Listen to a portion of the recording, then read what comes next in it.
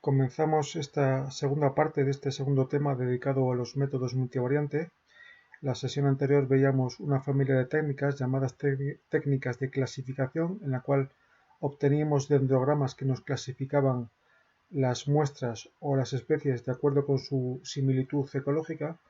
Hoy vamos a ver una familia de técnicas parecida y que de hecho es complementaria con la anterior, que se llaman técnicas de ordenación, también llamadas técnicas de reducción de la dimensionalidad. Este conjunto de técnicas pretende representar gráficamente las relaciones que existen entre los tres elementos que estamos analizando en la matriz de datos que tenemos recogida, que son muestras, especies y variables ambientales. El objetivo final es poder interpretar cuál es la variable o el conjunto de variables de factores ambientales que está explicando la distribución de las diferentes especies entre las distintas muestras que hemos recogido en el campo. El resultado final de estas técnicas de reducción de la dimensionalidad va a ser un gráfico bidimensional en el cual hemos reducido el nicho ecológico multivariante en el cual se distribuyen las especies en sus componentes o sus factores principales. De forma que los elementos, aquí podemos representar muestras, pero también podrían ser especies, los elementos quedan representados gráficamente con una proximidad que es función directa de su similitud ecológica. Por lo tanto, aquí vemos que las muestras etiquetadas como A son muy afines ecológicamente en el sentido de que comparten las mismas especies y además las especies que comparten lo hacen con abundancias similares. El papel entonces del analista que está realizando estas técnicas de ordenación va a ser interpretar cuál es el significado ecológico de los ejes que maximizan o que explican la distribución de las diferentes muestras en este gráfico multivariante. Hay que entender las técnicas de ordenación como complementarias a las técnicas de clasificación que veíamos en la sesión anterior. En este sentido, las técnicas de clasificación forman grupos de muestras, clasifican las muestras o las especies en función de su similitud ecológica, pero no podemos ver ambas clasificaciones simultáneamente. Sin embargo, en las técnicas de ordenación no vamos a ver grupos, pero vamos a ver simultáneamente la distribución multivariante de las muestras y las especies para poder interpretar ambos elementos de forma conjunta. Las técnicas de ordenación se basan en el principio, en la teoría ecológica del nicho ecológico, que nos dice que a la hora de representar gráficamente la abundancia de cualquier especie respecto a cualquier factor ambiental, por ejemplo, vamos a representar gráficamente la abundancia, esto sería abundancia, y esto es un factor ambiental cualquiera, por ejemplo, pH.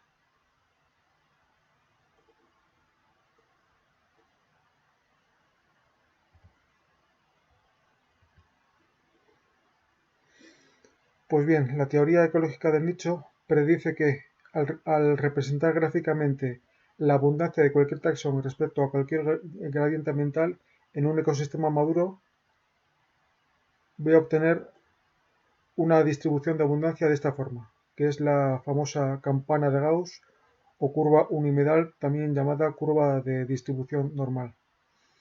Esto significa que todas las especies tienen un óptimo ambiental que permite su máximo desarrollo poblacional en un determinado punto de este gradiente ambiental, fuera del cual el crecimiento de la especie va a ser en condiciones subóptimas y por lo tanto no va a alcanzar tanta abundancia poblacional como lo hace cuando llega al valor de pH que permite su máximo crecimiento, su máximo desarrollo ecológico. Esto también lo podemos representar gráficamente si visualizamos un gradiente ambiental cualquiera.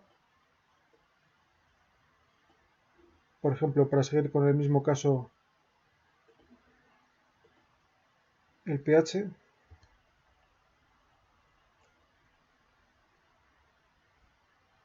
y representamos a lo largo de este gradiente ambiental la posición de cada espécimen, de cada individuo que nosotros observamos en la naturaleza. Imaginemos que estamos haciendo un muestreo de campo contabilizando o analizando la población de diferentes especies de peces en un ecosistema fluvial y nos encontramos con una población, por ejemplo, vamos a poner de truchas, en las cuales observamos la posición de esta población representando cada individuo en función de su posición a lo largo de este gradiente ambiental. Por ejemplo, cada uno de estos puntos sería un individuo de esta población de truchas que, como son afines a pHs relativamente bajos, los representamos aquí.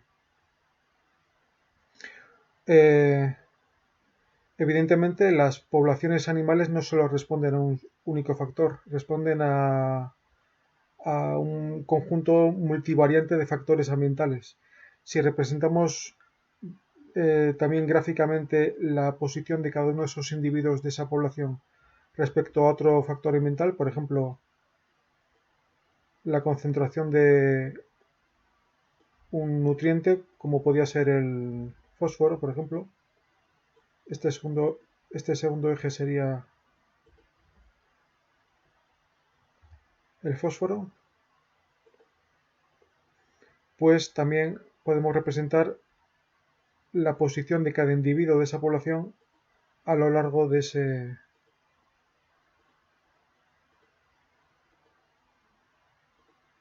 eje. Casi todos los individuos se agrupan en el rango bajo de niveles de fósforo porque sabemos que estos animales, que estos peces son afines a valores tanto bajos de pH como de fósforo. Entonces, podemos encontrar también poblaciones de otras especies, por ejemplo, carpas, que al contrario que sus preferencias ambientales son las contrarias a las de las truchas. Por ejemplo, ellas viven en pHs relativamente altos,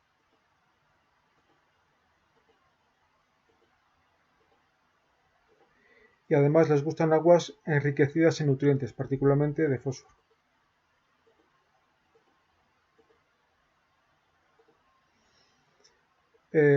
Entonces, a la hora de representar gráficamente en un espacio bivariante, solo tenemos dos factores, fósforo y pH, podemos aprovecharnos del hecho de que ambos factores están estadísticamente correlacionados, es decir, las aguas normalmente cuantos más nutrientes tienen, más pH tienen. Por lo tanto, podemos reducir ambos ejes a un eje en posición más o menos intermedia, que vendría por aquí. Y de forma que la población de ambas especies animales, de truchas y de carpas, podemos proyectar la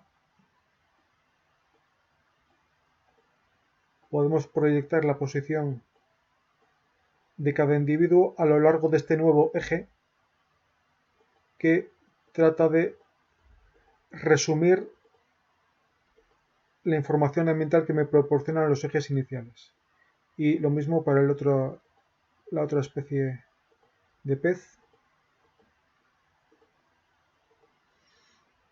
Con lo cual hemos conseguido reducir el espacio bidimensional que me explicaba el nicho ecológico de estas dos especies a un único factor, a un único eje que está en una posición más o menos intermedia entre los dos anteriores. Es decir, hemos reducido la dimensionalidad del espacio anterior a una única eje, a una única dimensión que, digamos, resume o compendia la información proporcionada por los ejes anteriores.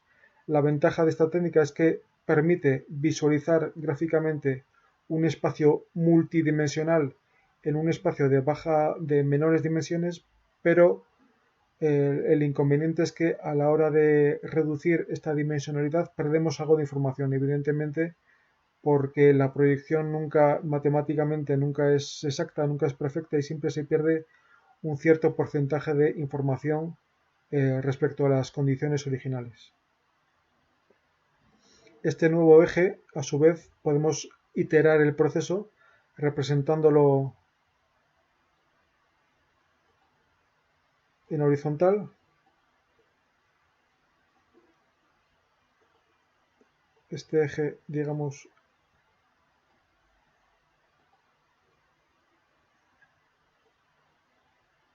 viene a ser lo mismo que este, pero representado en horizontal. ¿Y qué nombre le ponemos a este nuevo eje? Pues sería una especie de media o de promedio entre pH y nutrientes. Lo podríamos llamar, por ejemplo, gradiente trófico o eutrofia,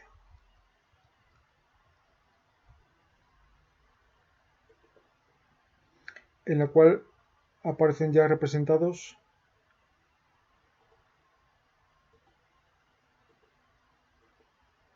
la posición proyectada en este nuevo eje de las dos poblaciones animales que hemos mostrado. Y este eje de eutrofia lo podemos representar a su vez respecto a un nuevo factor, por ejemplo, el factor oxígeno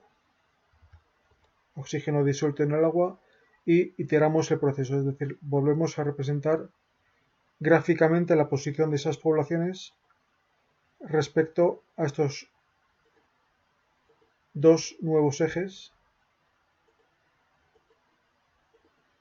Nos quedarían proyectados aproximadamente por aquí en un nuevo eje,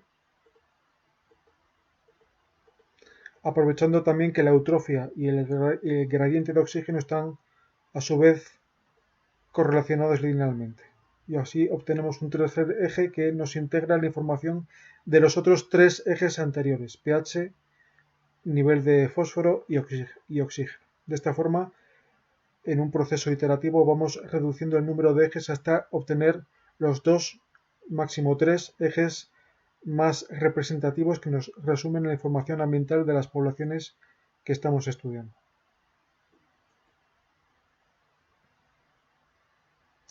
Una de estas técnicas, de esta familia de técnicas de ordenación multivariante, la más sencilla, en la cual se basan el resto de técnicas, es el análisis de componentes principales, llamado también ACP o PCA en sus siglas en inglés. Prescindiendo de los detalles matemáticos, lo que me interesa saber de esta técnica es que consiste en realizar una rotación rígida de los ejes ambientales, de forma que se maximiza la cantidad de información recogida a la hora de reducir la dimensionalidad de este nicho multivariante. Aquí tenemos un ejemplo lo más sencillo posible, con solamente dos especies, especie 1 y especie 2, en la cual cada punto representa la posición de una serie de muestras, unas 20 o 30 muestras, en las cuales representamos gráficamente la abundancia de ambas especies. Aquí esta muestra, por ejemplo, tendría 18 individuos de la especie 1 y unos 5 individuos de la especie 2, así sucesivamente. Esta nube de puntos, este scatter, que me representa la posición de cada muestra en este espacio bidimensional, tiene lógicamente un centro, lo que se llama un centroide, que es el punto que tiene la mínima distancia posible a cada uno de los elementos representados en el gráfico, a cada uno de los puntos que representan las muestras. En este centroide, los ejes, por lo tanto, representan la abundancia de estas dos especies. Pues bien, lo que va a hacer el análisis de componentes principales es encontrar el ángulo de rotación rígida. Rígida significa que conserva la ortogonalidad de los ejes, es decir, los ejes siguen estando separados por un ángulo de 90 grados, pero lo que va a hacer el ACP es encontrar el ángulo de rotación que maximiza la varianza, de forma que, o si lo prefieren, que minimiza la pérdida de información a la hora de reducir la dimensionalidad de este espacio. Lo que hace el ACP es preguntarse, bueno, ¿qué ángulo tengo yo que rotar estos dos ejes para que la distancia de proyección de cada punto a estos nuevos ejes sea la mínima posible? Evidentemente, si el ángulo fuera 0, aquí la distancia no es la mínima posible, porque estos puntos siguen estando muy distantes de los ejes primitivos. Sin embargo, en los ejes una vez rotados, el ángulo está buscado en una posición tal que se minimiza la distancia que separa a cada punto a estos nuevos ejes. Por lo tanto, lo que hemos conseguido es una reducción en la dimensionalidad, de forma que se pierde la mínima información posible a la hora de reducir el número de dimensiones que representan este espacio del nicho multidimensional o multivariante. Derivado del análisis de componentes principales, encontramos el análisis de correspondencias, también llamado análisis factorial de correspondencias. Tiene sus semejanzas y sus diferencias con el análisis que hemos visto hace un momento. La principal diferencia es que el análisis de componentes principales se basa en la distancia euclídea que separa a los elementos, o bien a las muestras o bien a las especies. Sin embargo, el análisis de correspondencia se basa en otra métrica de distancia, que es el chi cuadrado, pero sin embargo la principal diferencia que existe entre el ACP y el AC, el análisis de correspondencias, es que en el análisis de correspondencias podemos visualizar simultáneamente en el mismo gráfico la posición que adquieren las muestras y las especies, de forma que podemos interpretar cuál es la afinidad que existe entre estos dos elementos, entre muestras y especies, cosa que con el método anterior no podíamos ver. Hay que tener en cuenta, sin embargo, que el análisis de correspondencias principales es un análisis de tipo adimensional, es decir, que permite representar gráficamente variables expresadas en diferentes unidades, cosa que es muy útil para nosotros en ecología, porque normalmente los datos que recogemos en el campo representan variables medidas en diferentes unidades. La concentración de fósforo, pues por ejemplo en miligramos litro, la altitud en metros, el oxígeno disuelto pues en ppm, etc. Cuando tenemos este tipo de datos en nuestra matriz de datos, sería por lo tanto conveniente utilizar un ACP en el cual podemos representar variables expresadas en unidades diferentes. Sin embargo, el análisis de correspondencias no sería adecuado en este caso porque exige que todas las variables tengan las mismas unidades. Ambas técnicas, tanto el ACP como el AC, como el análisis de correspondencias, tienen la desventaja de que asumen que la respuesta de las diferentes especies a los gradientes ambientales no es de tipo unimodal, es decir, no sigue la campana de Gauss, sino que sigue una línea recta, tanto creciente como decreciente. Por lo tanto, asumen que los gradientes ambientales son lineales más que unimodales.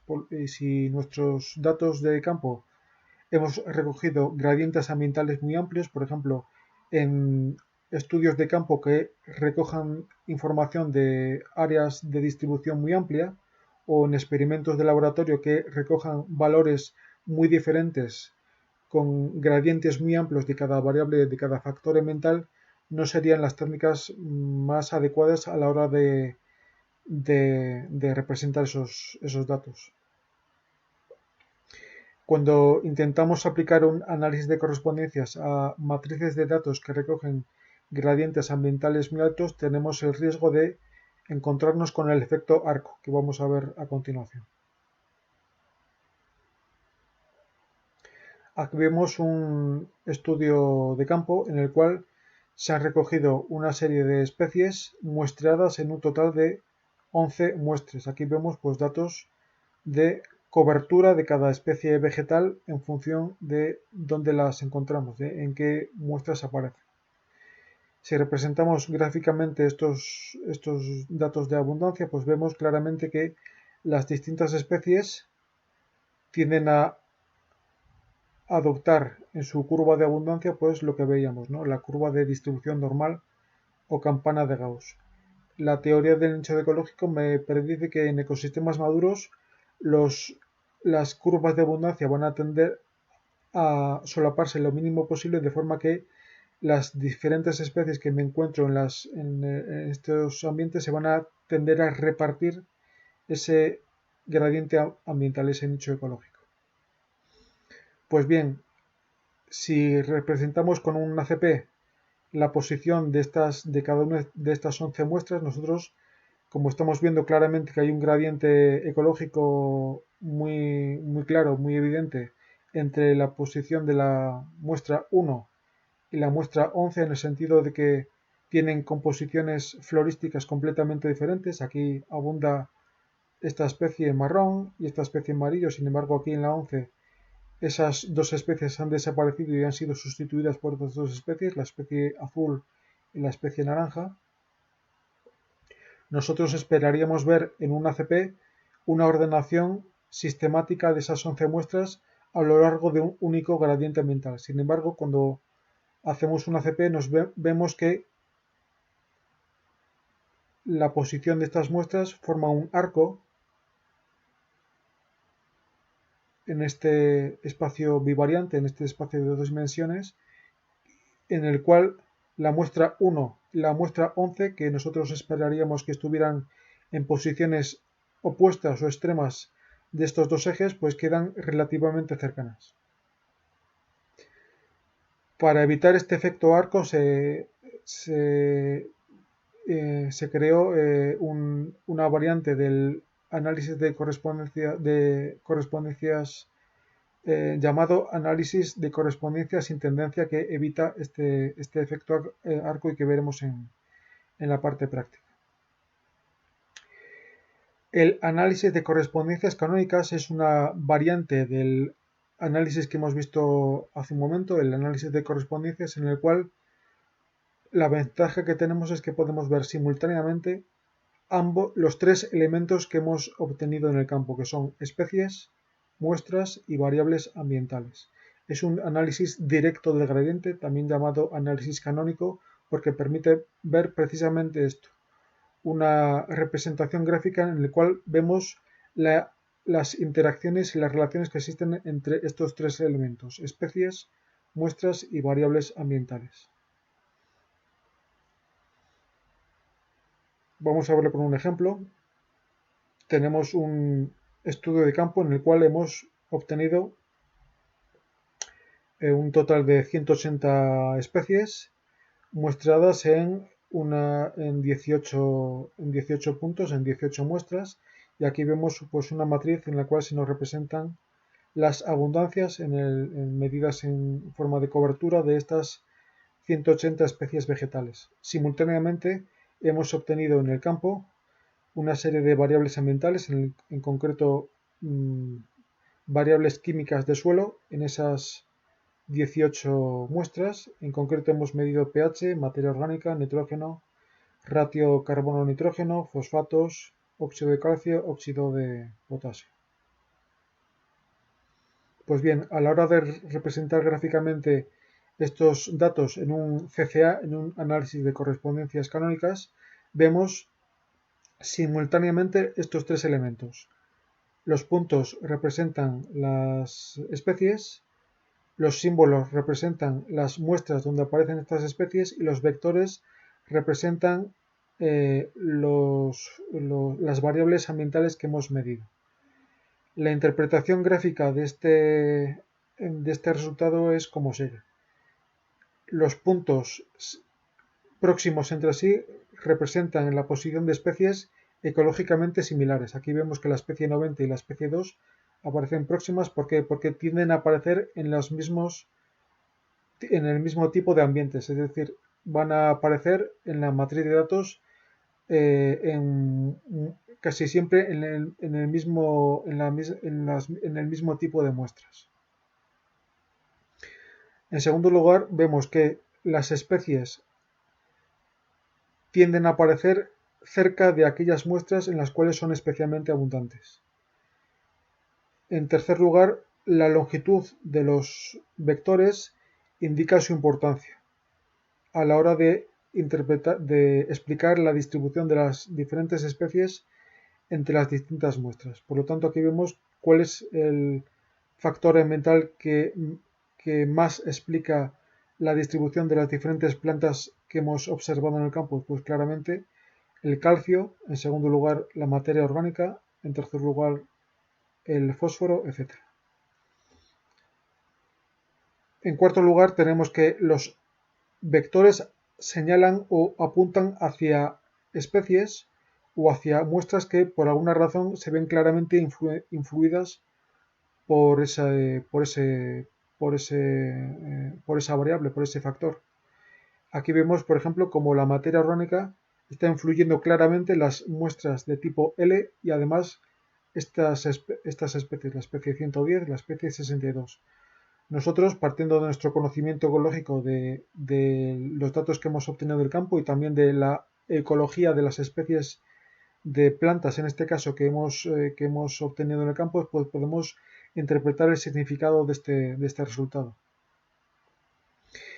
Y a la hora de interpretar el significado de estos dos ejes, pues nos tenemos que fijar tanto en la distribución de los diferentes puntos, de las especies y de las muestras, y también de el ángulo que forman los vectores con estos ejes multivariantes. Por ejemplo, aquí vemos un eje 2 que está claramente influido pues por la presencia de estos dos cationes, ¿no? Calcio y potasio. Por lo tanto, podemos interpretar que el significado de este eje 2 podría ser un eje que nos representa la composición en metales, en cationes del suelo, y sin embargo este eje 1 pues podría ser influenciado por el gradiente trófico, ¿no? Por la concentración de nutrientes, porque vemos que hay un ángulo relativamente bajo entre el fósforo y la materia orgánica y este eje 1. El último de los análisis que vamos a ver es el twistpan. El twistpan es una especie de híbrido entre técnicas de clasificación y técnicas de ordenación. Lo que va a hacer el twistpan es una clasificación de las muestras y de las especies de forma simultánea. Va a crear dos dendrogramas en los cuales se nos clasifican a la vez, se nos clasifican simultáneamente tanto las especies como las muestras en función de su similitud o de sus preferencias ecológicas. Es un método jerárquico en el sentido de que esos son terminologías que veíamos en la sesión anterior, jerárquico en el sentido de que y divisivo parte del conjunto de muestras y va tratando de clasificarlas o de separarlas en función de su composición en especies, de su afinidad ecológica, y además es politético en el sentido de que tiene en cuenta varios criterios de ordenación, tantos como especies haya en el ambiente. Las variables van a quedar ordenadas mediante un análisis de correspondencias. Vamos a ver un ejemplo. Aquí tenemos un conjunto de muestras de unas 12-14 muestras divididas en dos unidades experimentales, dos parcelas, y en las cuales hemos anotado la abundancia en términos de cobertura de una serie de plantas. Pues bien, el resultado del twistpan sería una representación como la que ven aquí en la pantalla. Vemos simultáneamente clasificadas con dos dendrogramas en paralelo tanto las muestras como las especies. Aquí vemos una agrupación clara de muestras, de las muestras de tipo B. ¿Por qué? Porque todas ellas comparten una composición florística similar. Si se dan cuenta, estas especies de plantas solo aparecen en estas muestras. Por lo tanto, estas especies, como tienden a aparecer solamente en estas muestras, tienen un grado de similitud ecológica que las hace que se agrupen claramente en un mismo clúster, en un mismo agrupamiento. Por lo tanto, de esta forma podemos ver simultáneamente cuál es la interpretación que podemos ver de la agrupación, de la clasificación que nos hace el twistpan, tanto de las muestras como de las especies que hemos muestreado en el campo.